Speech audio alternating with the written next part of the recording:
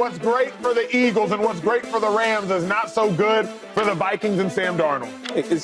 Wait, I'm missing somebody. Who you missing? The biggest Sam Darnold supporter of all time. Where you at the quarterback? Yo, before we got to holler at for a second. Oh, because I got to, Chase Daniel, the quarterback, is not in the building. Because he loves some Sam Darnold. Yeah. He told me that he deserves $40, $50 million a year. I said, Sam, hey, I got to call my dog. Call your dog. Call him up. Oh, hey, good morning. Hey, Chase. Hey, how you doing? Good, bro. How you doing? Oh, I'm doing great. Listen, real quick, I don't want to hold you up. I know you're a busy man right now, but you told the facility, you told America, you told the people that Sam Darnold was the guy. That Sam Darnold is a starter in this league. He did. That Sam Darnold will take the Vikings. Say star.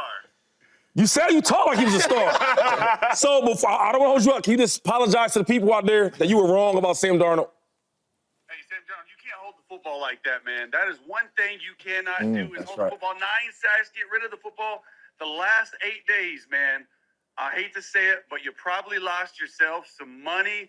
I love what you did in the season, man. 14 wins, all for nothing. The most important 2 games of the year. This is Chase.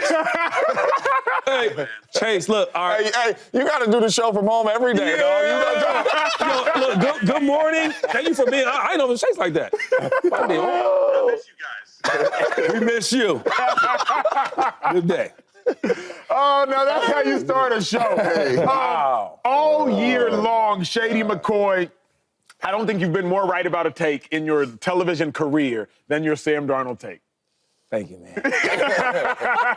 You said Sam Darnold would eventually revert back to this. Is Darnold's career as a franchise quarterback? Oh, man. Because we thought it was. Is it over? You got to slowly just hand him the clipboards and hand him the iPads. That's what he should be doing. Seriously, because I think he's a really good backup, right? But when you're asking a guy to go out there and be a star and be a franchise quarterback, what? You got to go on the road and win games. You got to go to the playoffs and get in that atmosphere. The last 2 weeks, he's in a playoff atmosphere, and what he looked like? He like the old Sam Darnold, right? So now when you hear about, seeing ghosts and saying that, it looked like it yesterday. Yeah. Couldn't hold on to the ball, didn't make the right decisions. I just think Sam Darnold, we put too much pressure on him. Just imagine like being a top 3 pick, right? It don't work out. And then you go to all these different teams and your career's been okay. And now you get to the Vikings, you play some good games, now they throw you out to the front. He's the guy. He's not even used to that in the NFL. You get what I'm saying? And that's why I gave you the analogy of a superstar player, right, that's in a slump, is not playing well. Eventually, that superstar player with all that confidence he played with is going to come back to being a good player. Yep. But if you're a bad player for all these years, you have a good period of playing well, just for a small moment, eventually, the bad player is going to show up. And if you don't believe me, ask the Lions. Or if you don't believe them, you just ask the Rams. Yeah. It's got to be over as a franchise quarterback, T. It's got to be, because you can't look as bad as Sam Darnold looked, and you can't have as little equity as Sam Darnold has and believe to be a franchise quarterback in perception going forward. It's just not possible. 9 sacks. We haven't seen 9 sacks in a playoff game, but just 2 other times since 1982. 82 lost yardage on those sacks. We've never seen that in the history of football. Sam Darnold broke records yesterday, and they were not the good ones. No one ever has lost 82 yards by taking sacks in the history of playoff game football. Ever. And he did it in his first appearance. There's just not a way that you can confidently go into a season saying, Sam Darnold can take me there. He can get you here, but he can't necessarily take you there. And that's what a bridge is for. A bridge quarterback, a bridge starter, a backup quarterback. That's what a bridge is for. A bridge is to take you from one place to another place. But a bridge is never your final destination. A bridge is just helping you get from point A to point A plus. You still got to get to point B. And a Super Bowl is where teams are trying to go. And I believe Sam Darnold showed us that he cannot necessarily get you there. There aren't too many coaches that have the patience and the optimism that Kevin O'Connell has. Optimism is paramount because you have to believe it is so even when it's not so, just so it can be so. So optimism is paramount. How many coaches have the optimism Kevin O'Connell has? Remember, Kevin O'Connell went up to Caleb Williams during Caleb Williams' slump after a game and said, hey, keep believing in yourself. Hey, you got it in you. Kevin O'Connell had to believe in Sam Darnold when nobody else would. That's true. How many coaches have the optimism, T, just to even think they can do it? Then last thing, not that many coaches have enough patience to deal with Sam Darnold. Imagine having to go to the podium after that game when your quarterback put up that performance. Coaches don't have that kind of optimism. They don't have that kind of patience. I think franchise day's done, T. I won't take it that far because we can't erase what he did the first 15, 16 weeks of the season. You can't erase that. That's true. Like, he played extremely well. This is his first time in these type of situations, this type of pressure, these types of games. And he felt that pressure. It got, 18 for 41 against the Detroit Lions, 9 sacks last night against the Rams. Oh, man. But see, what happened with Sam Darnold is he got comfortable. Over the course of the season, he's held on to the ball. And it's paid off. The O-line held up. You get big plays on the field. Some guy may come open late. He did that yesterday. It didn't work. And he got to understand, them young boys on that D-line. Hunting. For the Rams. Hunting. Yes, they are. Hunting. They not D-linemen. Them boys is athletes. Yep. Yeah, they hunting. They are athletes. And so he just got comfortable in, I was holding the ball against this team and I got away with it. And you can't do that. And so I'm not going to say his career as a franchise quarterback is over because I got to remember what he did the first 15 weeks of the season. You're playing the Detroit Lions for the #1 seed. It didn't work out, but I'm not going to say, he can't be a franchise quarterback because the first 15 weeks of the season, we all thought, man, Sam Darnold done turned it around. First time in this situation, the jitters got to him against the Detroit Lions. And that pass rush that offensive line couldn't touch him. That's true. And so I don't know where he goes from this. I know he lost money. Yeah. I know that. A lot of But franchise quarterback, me personally, I would give him, I'm running it back if I'm the Vikings. I would run it back. I would run it back. We're going to talk about that. Wait, he had eight sacks? Nine. And Aaron Donald didn't even play. Yeah. He was there, but He was there, but he didn't even Oh, really quick, who's the I won't say worst quarterback you play with, but the least talented quarterback that you play with? Oh man, I can't do that, man. No. Like, with all due respect, they in the league, they made it to the league, they was good players. With all due respect, but how about talent? Whenever your quarterback, who you did less? Like for me, I was out there with Scott Tolzien and Seneca Wallace at one point, and it was rough. It was rough. I played with Seneca. Who is the one? I played with in Cincinnati. We had my first year. I didn't play much, but we had Scott Mitchell. Then we had Carson. Achilles Smith was drafted the year before I got there. He doing all this. Man, you answered who was the weakest player you played with? This ain't TJ. Yeah, I asked you who you played with. This year, played with. Who was the weakest quarterback you played with? Yeah. You don't even do all this backtracking and all that. I don't know you for that. Figure it out. I mean, I don't know. Man. The only reason I can't. Okay, really quick. Okay, never mind. Never mind. People may say. No, who does TJ? I had 90-some catches with Ryan Fitzpatrick. Almost 97 catches with him. TJ, out of all the quarterbacks that I played with in the huddle with, I'm just saying 3 plays, a series, a game that you stepped in the huddle with. That was bad. I thought you meant over the course of a season. Not just a clear starter. Who? I'll tell you, if he don't want to talk about it, I can give you some bad this week. You want to ask me? No, we don't want to. But the main reason why I say that is the Vikings last night showed me Sam Darnold ain't their franchise quarterback. Did you watch Kevin O'Connell's body language? Yeah, that's a good point. Every time it was a negative play, his body language was like, what in the hell is he doing? Every single time he took a sack, every single time he missed a throw, it was, and I'm like, dang. Then you go to Justin Jefferson, he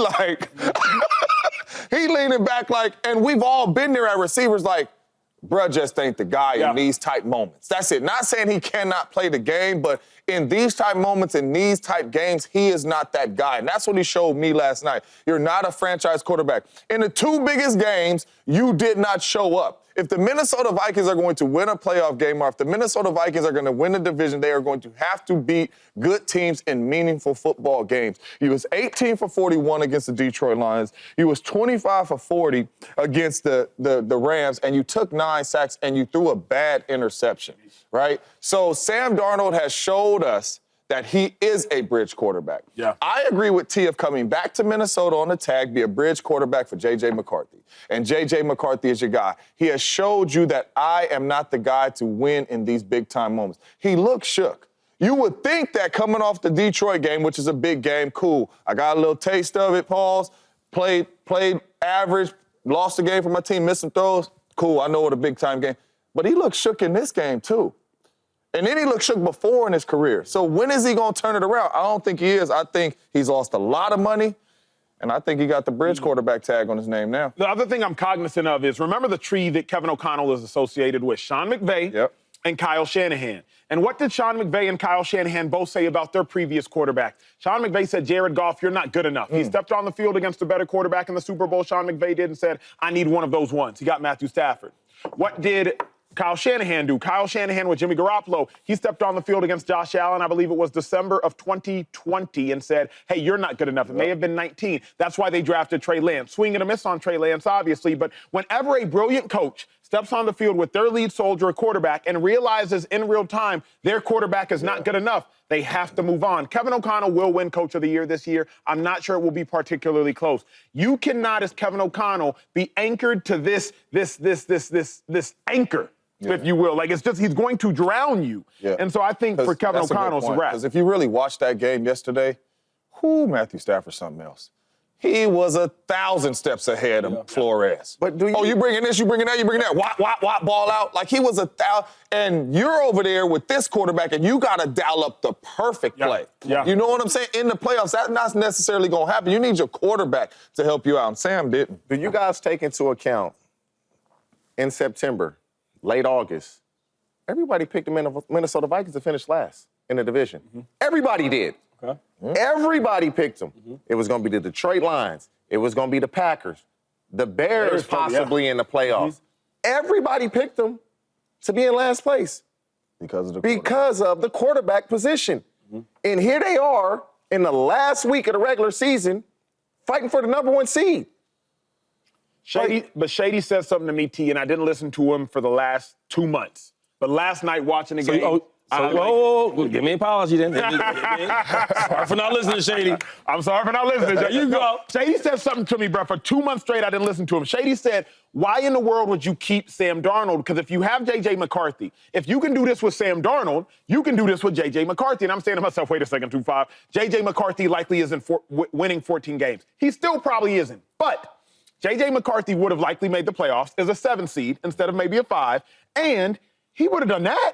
J.J. McCarthy can take 9 sacks. J.J. McCarthy can lose 82 yards. So where I believe Shady's right, where I no longer think you even franchise tag Sam Darnold is, the Vikings still would have made the playoffs. They wouldn't have been the 5 seed. The Packers likely would have been the 5 seed. The Commanders would have been the 6, or the Commanders been the 5, the Packers been the 6, and the Vikings would have been the 7 seed with 10 wins, with 9 wins, whatever it would have taken to get in over the Seahawks. But they would have done the same thing, if not more, in the playoffs. Yeah. So now I'm like, I don't even know if the Vikings can consider him a future. Well, go ahead. I'm just saying, like, think about this, though.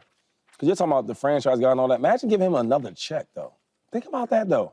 Another check. You think he that bad? I mean, you watch. You said another check. So do we? No, he mean like a big check. I'm talking about a big check. Because they're talking about potentially making him, a nice offer. And I'm thinking, like, for what? You know who this guy is. That's what I'm saying. Like, how can you forget who he is, right? Because he has a couple good games. You know what I'm saying? Like, there's no banners for 14 wins in a season. Good point. And everybody was like bragging, like, oh my, they're winning, they're winning. Okay. Because when things get hot, right, in the kitchen, he got out the kitchen. You seen him. The fighting for the number 1 seed against the Lions, you see how he played.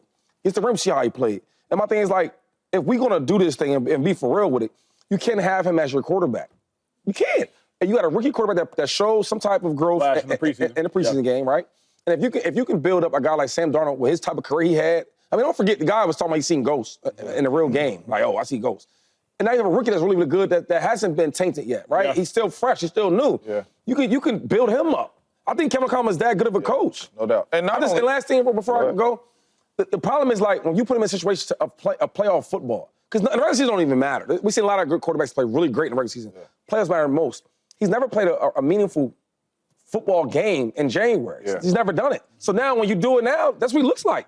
You gonna let him get the keys to your freaking franchise? And not only that, like, when you sign a quarterback, you're signing a quarterback thinking he can get you to that game. Yeah, right, Not saying you're signing him because he's a superstar. No, we have a really good team. He's a really good piece. He can help us get to that game. There's no way you're walking out of this season watching these last 2 games against really good football teams in really big moments saying Sam Darnold is the guy that could take us to that game.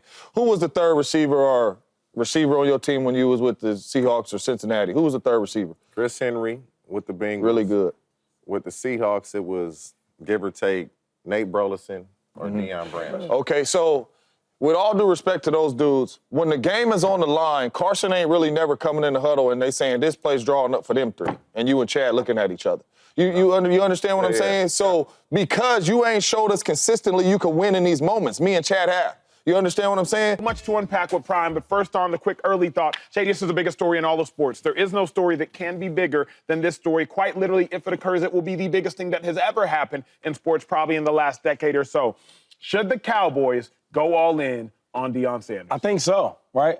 The way that Jerry Jones has handled this coaching situation has not been good. I think a lot of guys he wanted to interview, like the two coaches from Detroit, defense coordinator, offensive coordinator, you had a chance to get them, but now you lost that because you waited so long. You know what I mean? And like now, they already took different interviews. They might go different places. I think primetime is the perfect guy for this job, right? It's just like some guys are made for the big lights. Dallas, I hate to say it, but they were big lights. The Dallas Cowboys head coach. Yeah. And I think he'd be the perfect dude because now players can relate to him. There's sometimes players can't really relate to these head coaches. That's why I mean Andy Reid is so special. I know we talk about the X's and O's of Andy Reid and the way he develops his quarterbacks and et cetera, and how his team is so disciplined. But the other part of it, the biggest part is that players can relate to him. No matter what your background is, your race is, where you come from, right? He does a good job of managing people. And when you manage people and players, you get more respect. Now, T, I want to play for you even more because I know how you handled me and my situation, how I am as a player. I think primetime is that. And another thing is, we talk about selling tickets now. Yep. Jerry love to make some money now. You ain't gonna sell no tickets for primetime as your coach. And the last thing is, right, the most important thing is, he a winner. He's been a winner all his life as a player. Now we go to the coaching, right? Now you take the primetime, they give him coach primetime. And all he does is win. Yeah. Jackson State, they wasn't that good before he got there. When he left, it was good. Colorado, before he got there, they won one game. No doubt. One game. Now they was this year potentially fighting for the Big 12 championship. Yeah. So you bring prime time to the Cowboys. You won't see all them little antics from players. We lose a game, they in the club. You know, before we lose the game, before we get into the tunnel, players are going at reporters. Yeah. Or players saying, yo, I don't know who's going to be the coach. It's above my pay grade. I don't care. Ain't going to do that with prime time. Everybody's going to be the same thing as a family. You bring prime time in there, man, he going to change this thing around. And it's good for the NFL. I think you got to go all in. Got to. Jones. You got to go all in. I worked for the Cowboys for 2 years, immediately upon retiring in the NFL, and I think people have it confused about Jerry Jones. Jerry Jones wants to, number one, sell tickets and be the biggest brand in all of the sport, and then number two, he wants to win a Super Bowl. We believe he should want to win a Super Bowl first. Remember, Jerry Jones bought the Cowboys in 1989, $140 million. Right now, the Cowboys have a valuation of $11 billion. Billion with a B. Jerry Jones' primary objective, it is selling tickets. Think about what Deion Sanders did in Colorado. Ticket prices went up 285%. They sold out the stadium in back-to-back years after never selling out the stadium previously. Sponsorship revenue went up 40%. Jerry Jones' primary objective, it is being the biggest brand in all of sports.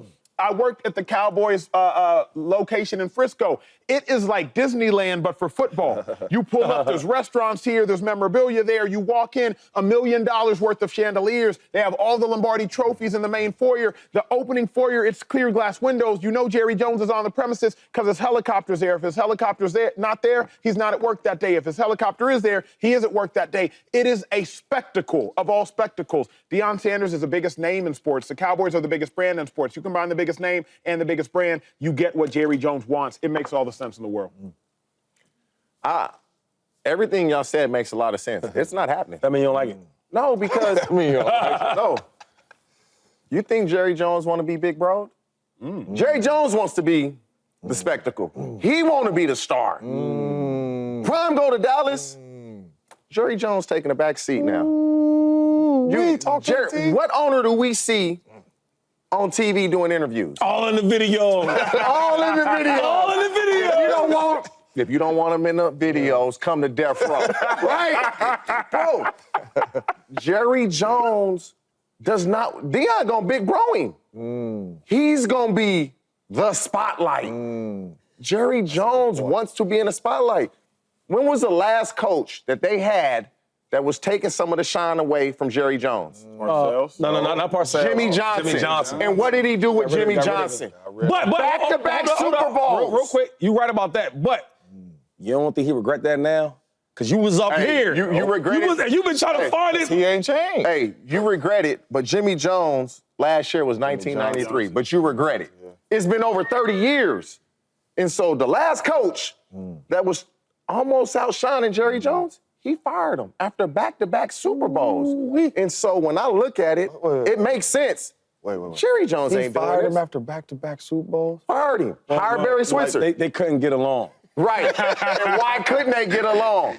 Oh, man. He getting more love than I'm getting. But here's the thing, though, T. It's like great businessmen, of which I believe everybody at the desk is. I'm trying to work myself into being one. Great businessmen, they understand this. Sometimes I need to take a back seat, and I can use the other individual to leverage myself.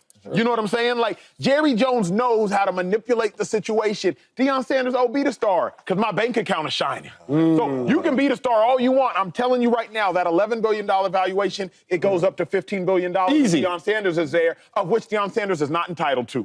So Deion Sanders, you want to do interviews? You want to do tweets? Cool. Yeah. I got more billions in my bank account because of you. I think Jerry's smart enough to understand that. Shady and Acho.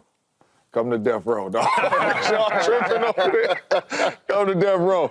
You ain't even known us for 30 years. But if somebody asks you something about me or Shady or TJ, you'll be like, yeah, that's T. Yeah, that's Shady. You know, that's Jerry Jones. He been like this for 40 years or whatever since he's owned the Dallas Cowboys. He ain't changing. Coach Prime should not go there because that is the main reason why he's not changing. Troy Aikman said something really good at the game yesterday. He said, I don't know if Dan Campbell's Dan Campbell if he goes to the Dallas Cowboys. And I thought that was really good because Dan Campbell probably couldn't do the things that he's doing in Detroit in Dallas. He probably couldn't be himself the way he's being himself in Detroit in Dallas because of the owner. And I know Prime Time and Dan is different, but Jerry Jones doesn't allow that coach to do that. He doesn't. Number two, you keep telling us you want to coach your babies. You can coach Shiloh because you're going to be able to get him wherever you want to get him at. You're not going to be able to coach Shador. Dak Prescott got no trade clause. Dak Prescott got a lot of guaranteed money. You're not going to be able to coach Shador, so it don't make sense if you want to coach your kids. And then not only that, as big as a name as Prime Time is, I don't know if Jerry Jones is going to give him that full control. I truly don't. The best coaching opportunity for Prime Time Deion Sanders is Vegas. You can do whatever you want. You got the keys to the ship. You can draft your son. You can draft your other son. And you can be who you want to be and change that organization around. What up, YouTube family? Welcome to the facility. Thanks for watching. And you better be sure to hit that subscribe button if you want to get more highlights from the show and all of our exclusive content.